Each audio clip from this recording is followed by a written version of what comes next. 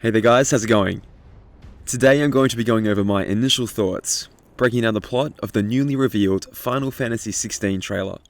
The contents of the trailer were shown out of chronological order, but I will do my best to show what I think is happening in the story chronologically.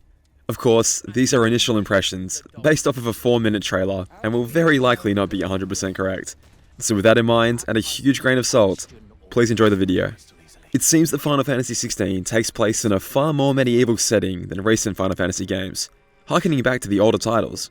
Across this feudal but beautiful land, it appears that humans have organized themselves into various factions that either serve, revere, or are at least in some way connected to the different Final Fantasy gods or summons, in this game known as Eikons, spelled E-I-K-O-N. I believe that there are some special individuals within these tribes known as Dominants, that hold the power to summon their allied Eikon. There are still so many questions though, whether there can only be one Dominant per Eikon, how that power is transferred to the next Dominant, we at this stage cannot say. There are 2 mentions of each tribe owning a Mother Crystal though. Perhaps it is what allows the connection between the humans and their chosen Eikon. Our currently unnamed playable character is a warrior from the Phoenix-affiliated clan, sworn to serve as the shield of the Archduke's son, a young boy named Joshua, who I am assuming is the Dominant of the Phoenix, a summon from several previous Final Fantasy titles. We see Joshua being scolded for being outdoors, showing that he has lived a very sheltered and protected life. I interpret this to mean that Joshua's role as a Dominant is a burden that puts his life at considerable risk. To me, it looks like Joshua begins healing the protagonist's hand, presumably from an injury we will see him receive in the full game. He possibly even transfers that hurt into himself, based on the glowing shape on Joshua's hand, and this all ties in with the restorative powers of a phoenix, so perhaps the Eikons can bestow powers onto their followers. A man that looks to be part of the Phoenix armed forces leads Joshua away from the protagonist, and the young girl who had been seen earlier laughing with Joshua. I wouldn't be surprised if she turned out to be an important character. Before long, there is an attack on the Phoenix people. Our protagonist defeats an invading Dragoon, and another member of the Phoenix army, very likely the same man that led Joshua away before, believes the Dragoon to be a part of the Imperial army, and wonders if the Imperial's desire to invade. It seems the man and our protagonist split up, and the man finds his way to Joshua, betraying his clan by slaughtering the soldier defending Joshua.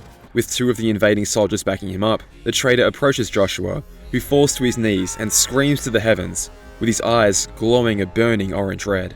I believe that Joshua now unintentionally summons the Phoenix Eikon, though I suspect that the footage we see of the Phoenix at this point isn't actually from this point in the game, based off of the different buildings in the background.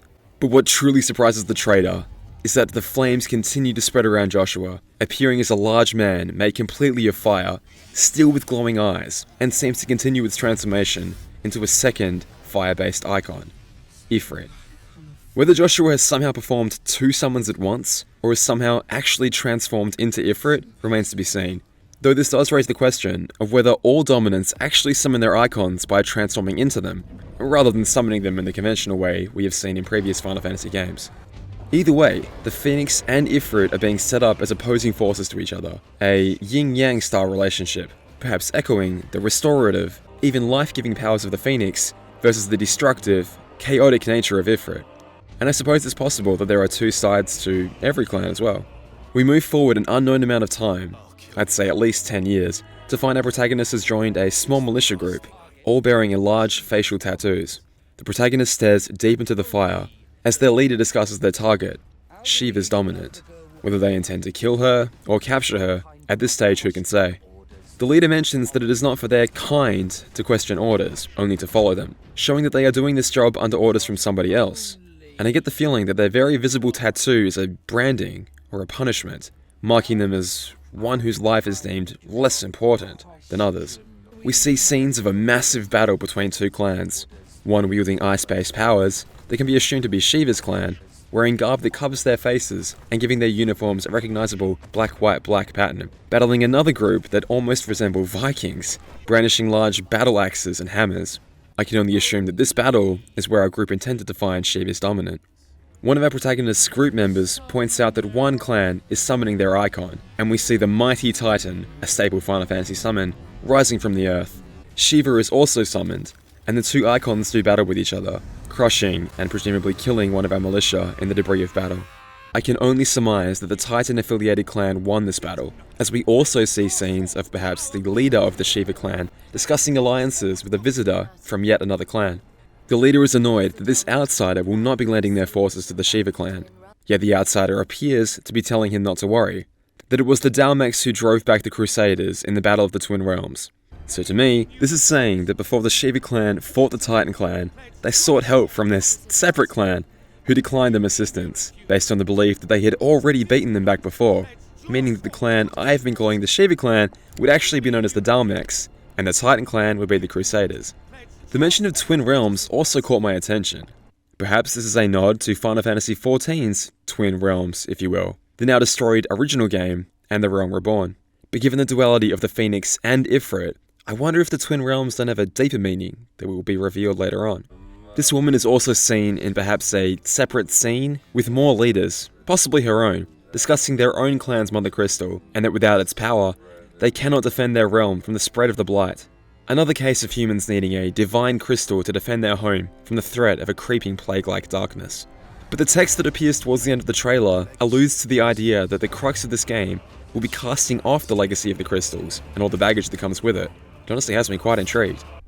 Throughout all the story content, we saw many instances of fast-paced and very fun-looking combat. It seems our protagonist possesses a wide array of different skills and elements at his disposal. When using lightning, it looks like he can warp forward in a way with striking similarity to Noctis from Final Fantasy XV. I'll bet my buddy BioRoxas is already hard at work covering the combat shown off in this trailer though, so I'll leave a link to his breakdown in the description. The trailer ends with a shot of our protagonist as we first see him, and after the time skip, before revealing the beautiful illustration for this game. Again, that yin-yang relationship between the Phoenix and Ifrit. I figure this relationship will be seen in many forms throughout the game. Our character appears to want revenge, so who might be the Ifrit to his Phoenix? It is certainly too easy to say, but man, this has been fun working with everything we've been given so far. Thanks for watching this breakdown. Feel free to subscribe, check out my Kingdom Hearts breakdowns, all that good stuff, and I'll see you next time. All the best guys, bye bye.